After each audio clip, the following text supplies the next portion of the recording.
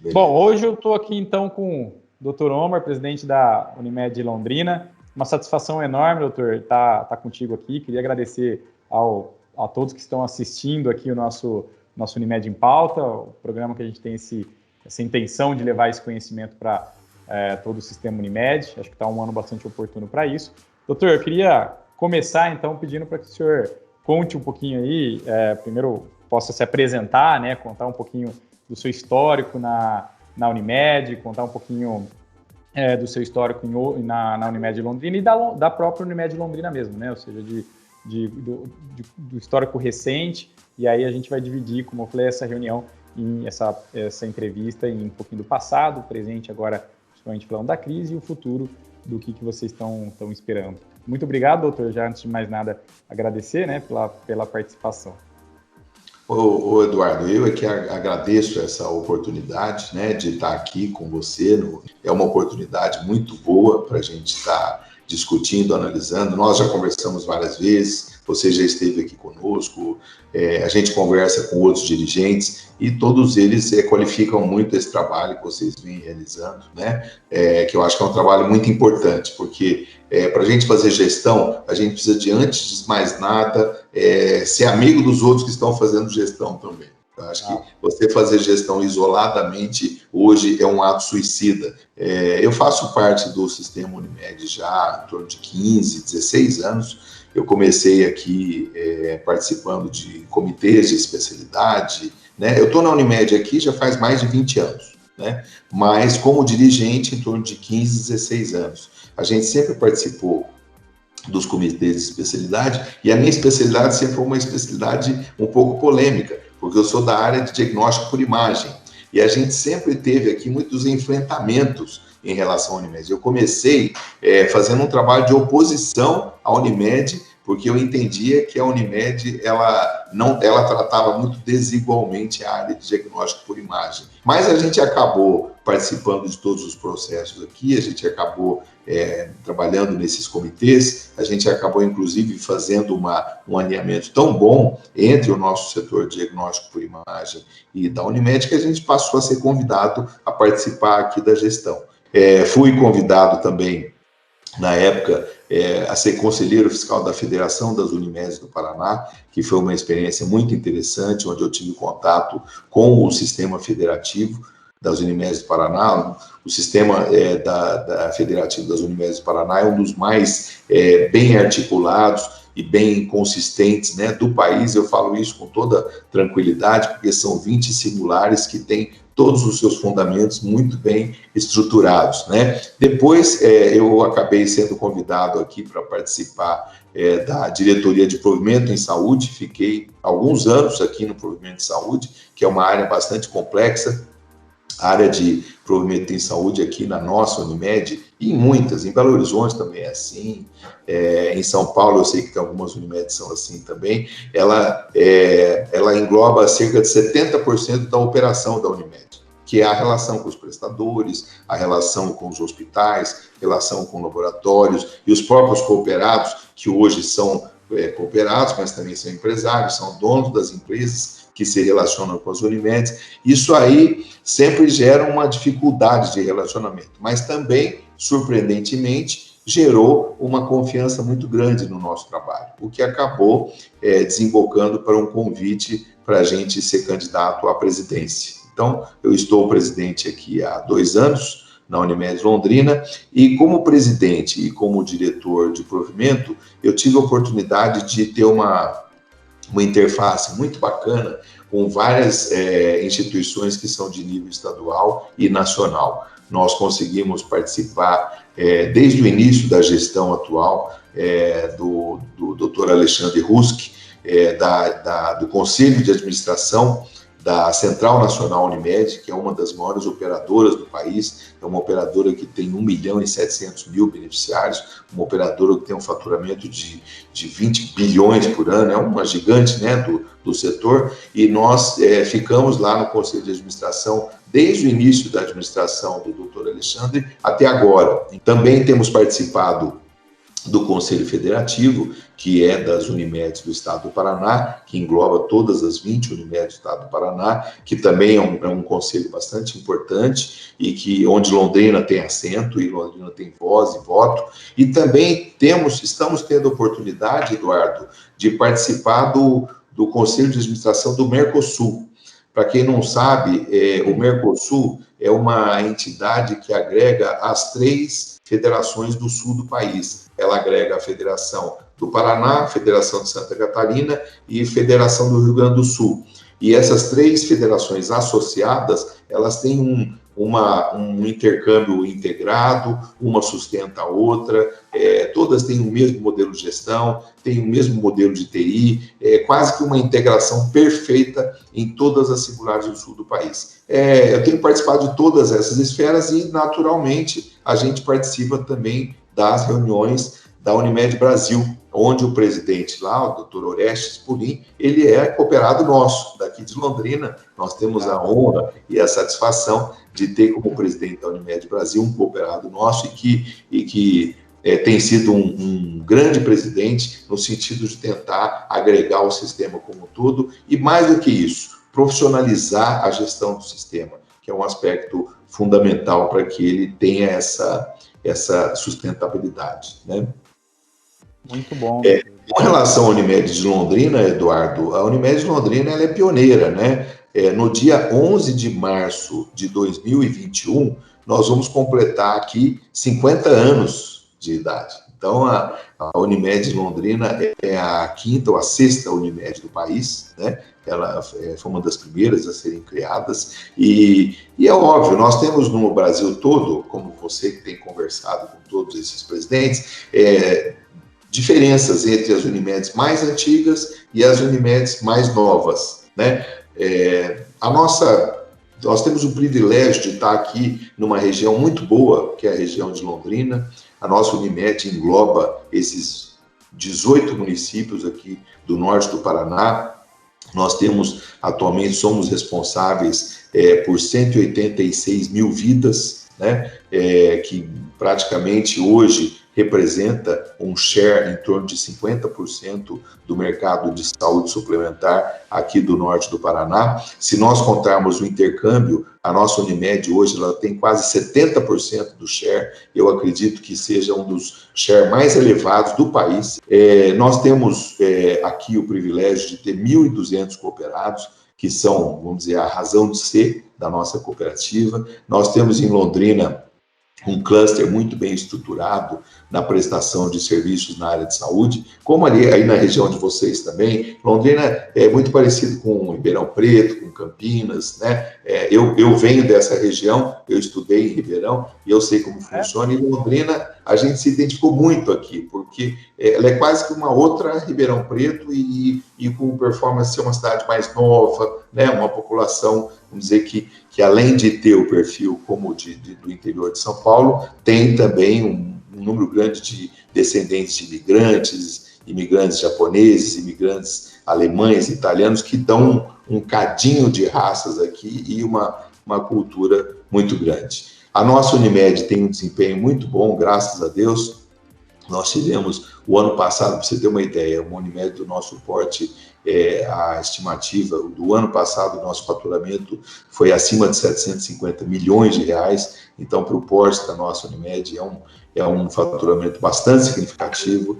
Nós temos feito, nesses últimos anos, distribuições bastante significativas para os cooperados. Só no ano passado, somando todas as distribuições de sobras, nós atingimos quase 20 milhões de reais, não só pelos resultados, mas também por desconstituição de algumas reservas que não era mais necessário ter, né? Aquelas reservas que era PIS/COFINS, né? Tudo aquilo a gente conseguiu dar um resultado muito bom para o cooperado.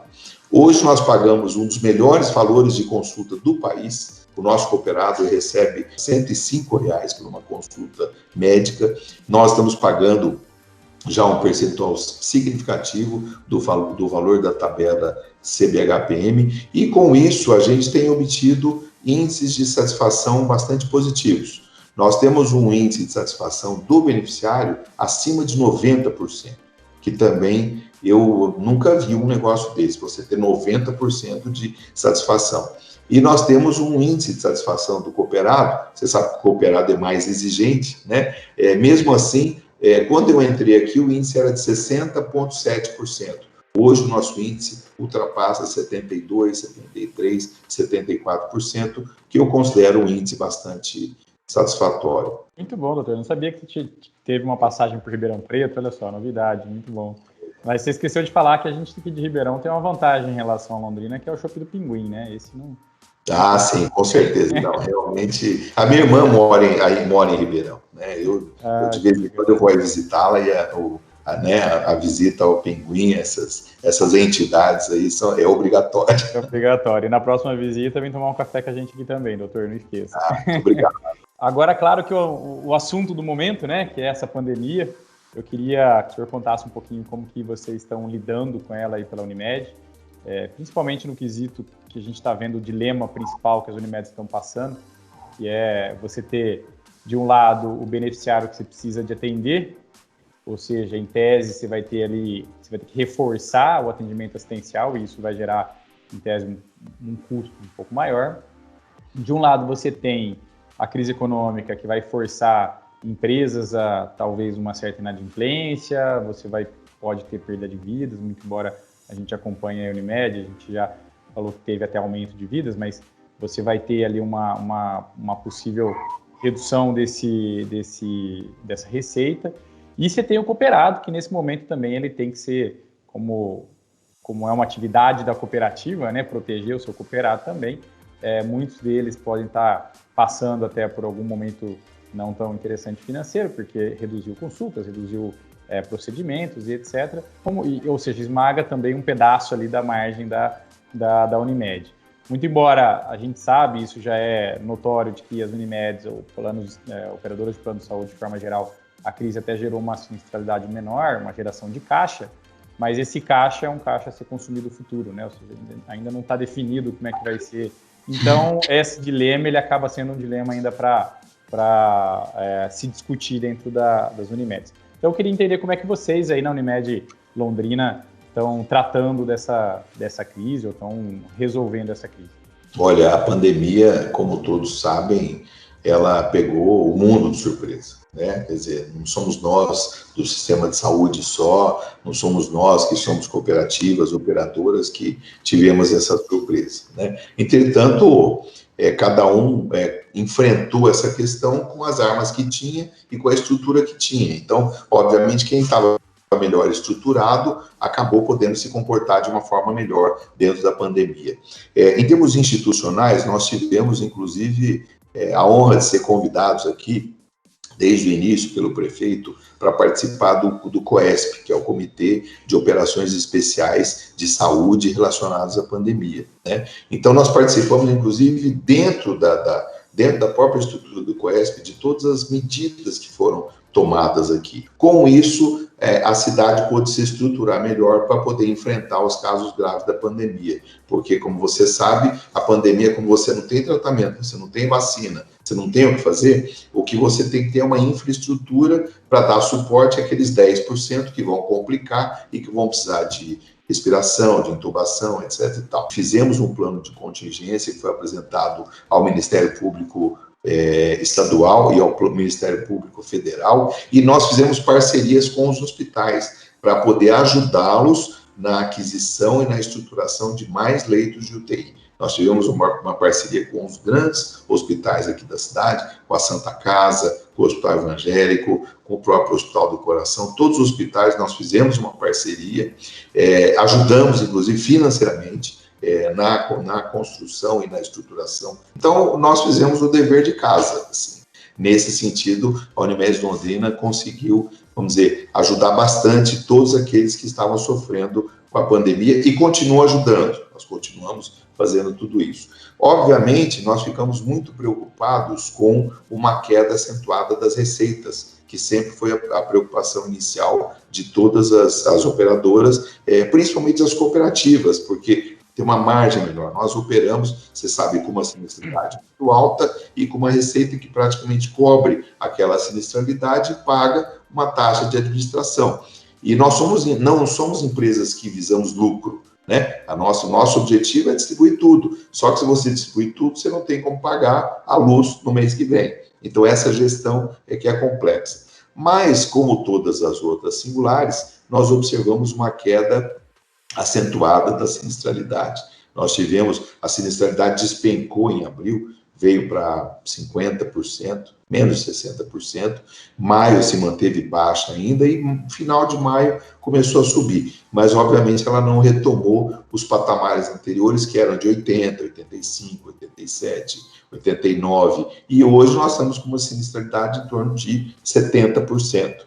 Mas também nós tivemos um fenômeno aqui, que eu acho que foi bastante positivo, mas é resultado de tudo aquilo que eu te falei anteriormente, da própria estrutura que a Unimed Londrina oferece, né, à população, que foi uma manutenção da nossa carteira, né? Como eu tinha dito para você, nós temos esse perfil de Unimedes mais antigas e Unimedes mais novas. As Unimedes mais antigas, elas têm uma característica que elas têm muita pessoa física como planos contratantes. Os planos de pessoa física, como vocês sabem, são planos que, em geral, são mais onerosos para as cooperativas. Eles acabam gerando uma sinistralidade mais alta. Toda cooperativa, hoje, toda operadora, ela busca ter mais planos de pessoa jurídica, porque o plano de pessoa jurídica, apesar de pagar um ticket médio um pouquinho mais baixo que o plano de pessoa física, ele gera uma sinistralidade menor, porque você trabalha com uma faixa etária que é um pouco mais abaixo da pessoa física. Nesse momento da pandemia, paradoxalmente, quem tem pessoa física teve um desempenho melhor. Por quê? Por causa da fidelização dessa pessoa física, né? Quer dizer, num primeiro momento, as pessoas físicas não quiseram sair do plano. E as pessoas jurídicas, muitas, começaram a cortar até antecipadamente a sua relação. De qualquer maneira, aqui em Londrina, nós não tivemos perda de vida, tivemos até um acréscimo de vidas, porque nós tínhamos grandes empresas que nós estávamos negociando desde o ano passado e que acabaram tomando a decisão de fechar conosco agora, no meio da pandemia. Então, eu falei, poxa vida, isso é uma coisa fantástica. Grandes empresas, nós tivemos uma empresa de 500 vidas, outra de 1.000 vidas, outras com 2.000 vidas. Então, nós tivemos, além de não cair, nós tivemos um pequeno aumento. Mas nós temos consciência, Eduardo, de que isso é uma situação transitória.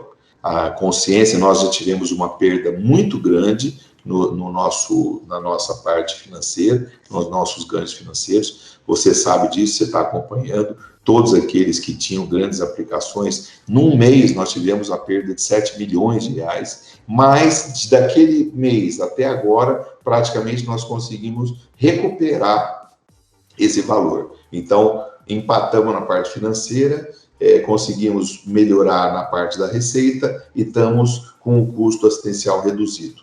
Tivemos que fazer, e fizemos com muito gosto, uma série de ações para beneficiar os cooperados. Nós fizemos aqui, como a nossa assembleia ela não pôde ser realizada em março, então, por causa da pandemia, nós acabamos fazendo a assembleia agora em julho e fizemos uma distribuição bastante significativa de recursos de sobras, né? Em torno de 12, 14 milhões de reais. Mas esse era um dinheiro que era do ano passado. Esse dinheiro ele nem podia ser contabilizado esse ano.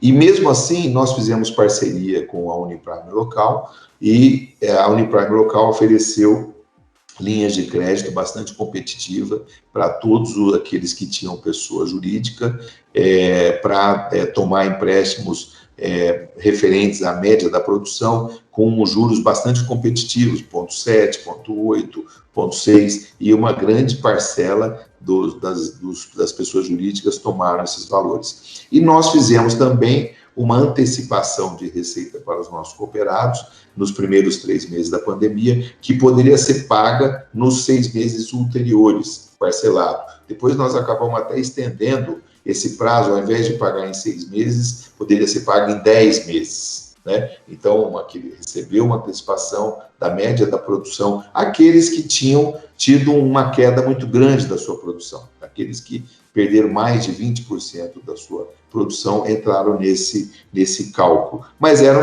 vamos dizer, uma renda, um um dinheiro garantido também, porque, obviamente, a gente recuperaria esse dinheiro nesses próximos 6 ou 10 meses.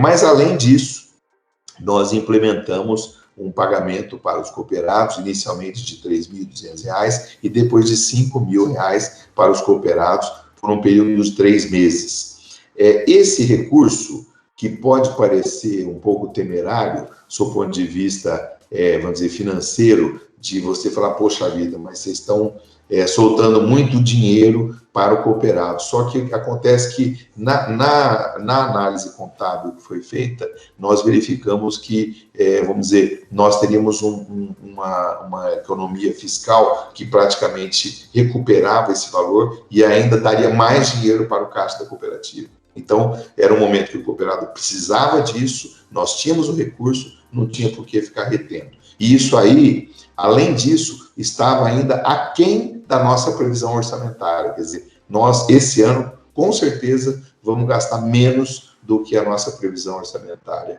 havia previsto. O caixa ele passa a ser uma variável extremamente importante para se cuidar com muita parcimônia, justamente porque a gente não tem essa visão ainda tão clara do longo prazo, do médio prazo aí, né? Doutor, eu queria entrar num assunto bastante interessante. O senhor falou bastante aí da parceria que foram feita com os credenciados, hospitais, principalmente, etc., né? A Unimed Londrina, ela é uma Unimed já considerada de grande porte, não está verticalizada em termos de hospital, né? Se eu não me engano, acho que são, a última contagem que eu tinha feito, acho que são 3 de grande porte no Brasil que não tinha hospital próprio. Mas a gente sabe que tem sempre essa discussão, sempre tem essa história de verticalização. Eu queria que o senhor contasse um pouquinho, né, de verticalização na Unimed Londrina e também o que vocês pensam, o que vocês acham de verticalização e até é pertinente por conta dessa crise do Covid aí, né, que acho que aflorou bem esse assunto. Esse assunto verticalização, ele é bastante polêmico, porque ele enseja várias abordagens diferentes, né, Eduardo?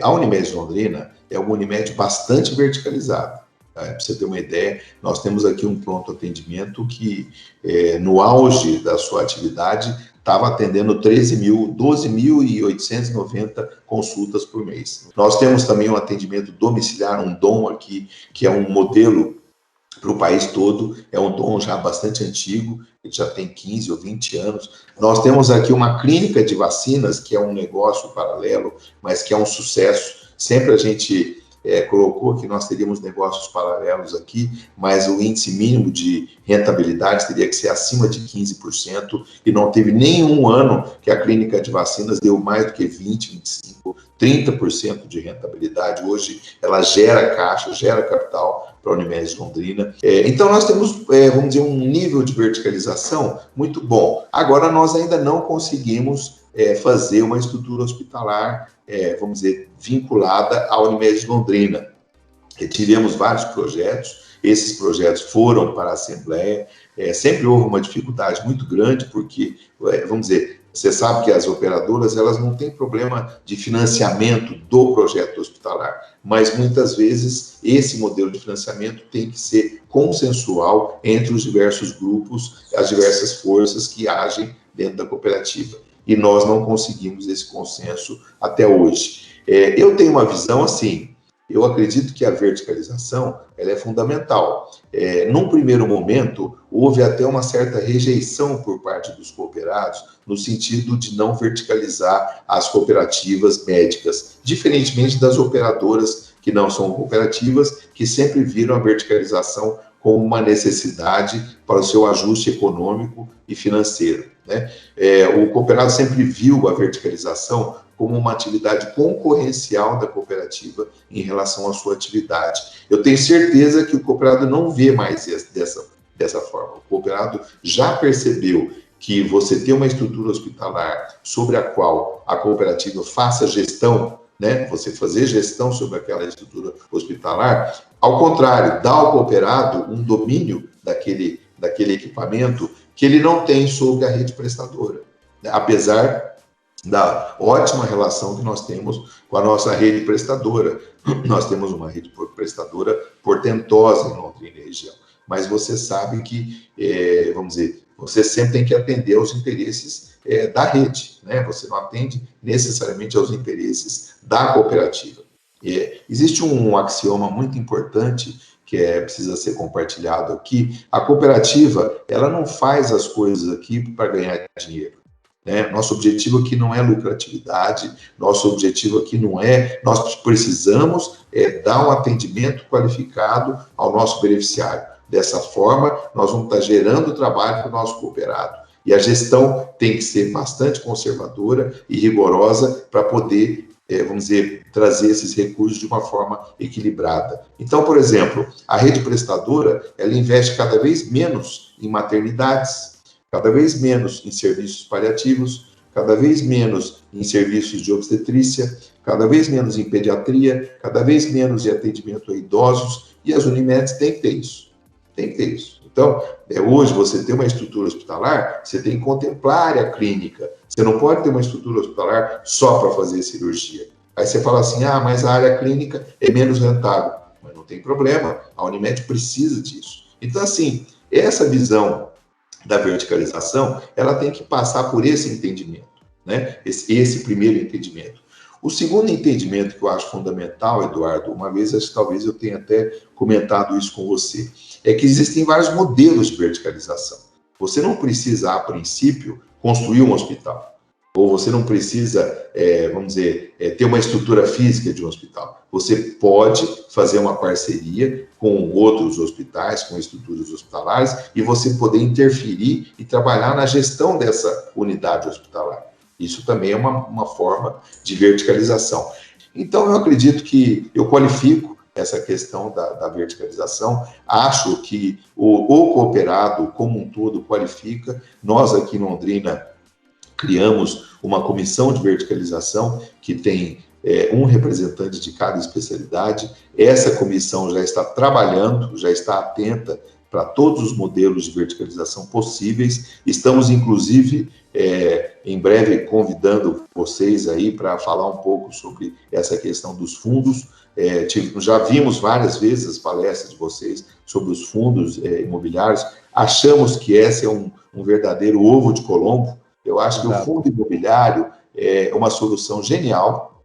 Ela contempla o interesse do cooperado, do seu ponto de vista financeiro, do seu ponto de vista econômico, administrativo. O cooperado está lá, ele está vigiando o fundo, ele está cuidando da cota dele, aquele fundo está subsidiando o hospital e está mantendo o hospital, né? O hospital, ele cria uma relação, vamos dizer, bionívoca, né, com o hospital, fundo, hospital, onde é um jogo ganha-ganha. Então, na primeira vista, a primeira impressão é de que é um projeto muito inteligente. E esses exemplos que vocês têm hoje, já funcionando, né? Um que já está há mais tempo, que é o Sul Capixaba, e agora o novo, que é o Salto de Itu, nós estamos todos, o sistema Unimed está todo muito atento a isso, porque entende que talvez a coisa vai caminhar e já está caminhando nessa direção. Muito bom, legal, doutor. Essa ideia da verticalização que o senhor falou de não precisar de ter, às vezes nem o prédio, nem mesmo, às vezes, a estrutura como um todo, né? A gente tem visto muito o pessoal tem chamado muito de da tal da verticalização verde, né? Isso. É você não ter estrutura, mas ter o total controle sobre aquilo ali. E isso é bem a gente que lidar com isso, né? Todo dia aí, dezenas de Unimeds, a gente percebe que esse assunto realmente ele é extremamente importante avaliar com muita parcimônia, porque cada dia nasce um modelo diferente, né, para verticalizar, e se você não estiver atento, pode passar uma oportunidade despercebida ali. Que legal, ótima colocação, doutor. Bom, e aí chegando então no ponto que para mim é o mais legal do bate-papo, doutor, que é falar um pouquinho do futuro, né? A gente lidar aqui muito com planejamento, e o planejamento para mim é o que faz as empresas de sucesso. Como que vocês estão planejando esse futuro e como estão enxergando, na verdade, né? São as duas vertentes aí, como estão enxergando e planejando esse futuro aí de curto e médio prazo, né? Falando segundo semestre e ano que vem na Unimed Londrina. Olha, você está dizendo que é uma coisa legal, não sei se é muito legal. Na verdade, nós tivemos um planejamento estratégico bastante detalhado no início da gestão, onde nós estabelecemos algumas metas bastante ousadas para a Unimed Londrina, no início da nossa gestão. Agora, obviamente, a pandemia, vamos dizer, mudou tudo, embaralhou tudo, as cartas foram embaralhadas, e até nós tivemos uma discussão bastante interessante agora, Eduardo, que eu compartilho com vocês aí, com essa audiência qualificada, né, do pessoal que assiste esse programa seu. Nós até questionamos se a gente deveria fazer uma revisão do planejamento estratégico agora ou não, porque a pandemia não acabou. O que nós temos até agora são exercícios de futurologia, exercícios, né? Alguns exercícios otimistas, outros com cenários medianos e outros com cenários absolutamente pessimistas, né? Por exemplo, nós estamos aqui, a gente estava conversando antes da entrevista, eu acho que todo dia a gente assiste uma live de um economista, todo dia, né? E todos praticamente falam de uma maneira que não dá para você contestar, né? Você escuta, então todos falam, por exemplo, numa contração do PIB para esse ano. Os mais otimistas falam numa contração de 4 ponto alguma coisa por cento, e os mais pessimistas falam numa redução de 6 ponto alguma coisa do PIB. Imagina, uma economia como a nossa, que já foi a quinta economia, que já foi a oitava, agora deve ter despencado para a nona, não sei que número que está, contrair o nosso produto interno bruto em torno de 6, 7%, óbvio que isso aí vai trazer implicações e consequências para nós. Então, nós tivemos uma discussão interna, nós estaremos agora em setembro, final de setembro, fazendo uma semana de revisão das nossas metas estratégicas. Nós vamos discutir tudo, inclusive estrutura. Vamos discutir estrutura. As operadoras têm que entender, as cooperativas, que às vezes essa estrutura física não faz mais sentido, né?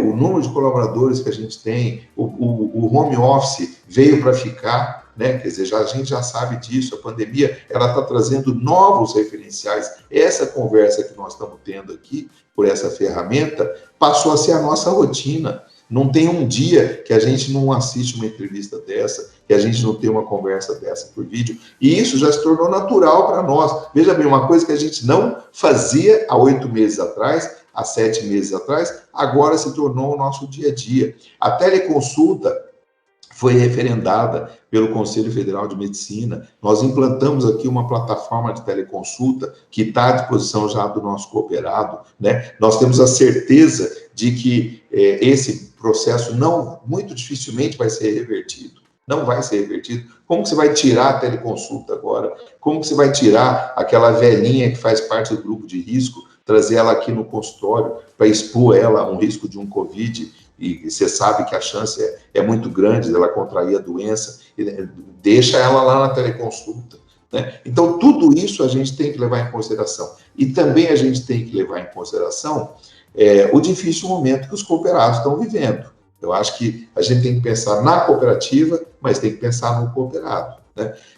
A cooperativa ela tem que sobreviver, ela tem que ter sustentabilidade, ela tem que se preocupar realmente com o seu caixa, porque senão ela não vai poder fazer frente aos seus compromissos mais básicos. Nós podemos estar no ano que vem tendo dificuldade para pagar uma folha, uma dificuldade para honrar nossos compromissos, né? Apesar de que a maior parte dessas grandes operadoras que você citou, essas 15, 20 melhores operadoras, elas estão muito saudáveis sob o ponto de vista econômico, administrativo e financeiro. Só que você, como administrador, mestre em administração, eu sei que você é mestre, doutor em administração, né? Você sabe que essa situação, ela se reverte muito rapidamente. Né? Quer dizer, o dinheiro, ele é volátil. Hoje, o recurso que você dispõe para fazer a gestão é volátil. Então, isso também tem que ser levado nesse planejamento estratégico. Sabemos que é um planejamento estratégico com um fôlego mais curto, porque, obviamente, nós vamos ter novas informações agora nos próximos meses subsequentes. Tudo vai depender do desempenho da resolutividade da pandemia, se nós vamos ter uma vacina a curto prazo, se nós vamos ter uma volta do mercado a curto prazo, e também, como numa guerra, quando chegar em dezembro e janeiro, Eduardo, nós vamos ver quem sobreviveu. Então, o nosso planejamento, eu acredito que vai levar muito em consideração tudo isso aí. E depois que terminar, eu te passo os detalhes, eu te falo os números bem objetivos, né, do que a gente pensa em fazer. Mas, de início, eu já digo para você, um redimensionamento da estrutura, formas de você, vamos dizer, fazer benefício para o cooperado, mas que não afetem de uma forma significativa o caixa, né? E tentar direcionar os recursos para os novos modelos assistenciais que são necessários agora, que mudou. A questão assistencial mudou, né? Hoje nós temos outro tipo de paciente, nós temos outro tipo de beneficiário e ele tem outra necessidade. E vocês estão enxergando alguma, até para a gente caminhar aqui, doutor, para o fim da entrevista, a última pergunta que eu gostaria de fazer, nesse sentido ainda, quais são as oportunidades que vocês estão enxergando? Porque a crise, a gente sabe que ela sempre traz consigo também oportunidades, né, de melhorias, a gente fala muito dessa questão de tecnologia, health tech e tudo mais, né? Como que a Unimed Londrina está enxergando ou está lendo essas oportunidades ali de um futuro próximo? Então, esses dias eu até dei uma palestra sobre isso, sobre questão de oportunidades na crise, né? Virando o jogo em plena crise, né? E eu tive até, me baseei em algumas coisas para falar disso aí. Eu estava até citando essa penúltima revista Exame, né? Que mostrou lá 50 grandes negócios e oportunidades. Não sei se vocês viram essa penúltima Exame que saiu aí, está na capa. 50 grandes oportunidades da crise. Então, quem fabrica respiração, ventilador mecânico está bombando, né? Quem tem estrutura de saúde para poder ter enfermeiros para atender determinadas áreas hospitalares está bombando. Quem fabrica máscara está bombando, né? Então, tem negócios que surgiram da crise e que vão ter grande sustentabilidade. As vendas online, eu estava lendo ontem, aumentaram 245% nos últimos 4 meses. Que negócio que cresceu 245% em 4 meses? Os aplicativos estão explodindo, estão bombando. Então, eu acho que as cooperativas, elas não podem pensar diferente. Elas têm que enxergar essas oportunidades. Hoje, é aquilo que eu falei, como eu terminei a fala anterior, nós precisamos enxergar o beneficiário de uma maneira diferente. Ele quer a teleconsulta, ele quer um outro modelo de acolhimento da cooperativa, ele quer um outro tipo de relacionamento, o médico cooperado também quer, a sociedade quer uma outra participação da cooperativa dentro da comunidade, ela enxerga a cooperativa de uma maneira diferente. Então, muito provavelmente, os nossos modelos assistenciais devem estar voltados para essas necessidades. Além disso, apesar de você ter supostamente um desmantelamento dessa área empresarial, você vai ter um reforço principalmente das PMS, que são as pequenas e médias empresas. Você sabe que hoje todas as grandes operadoras estão crescendo muito o mercado das PMS.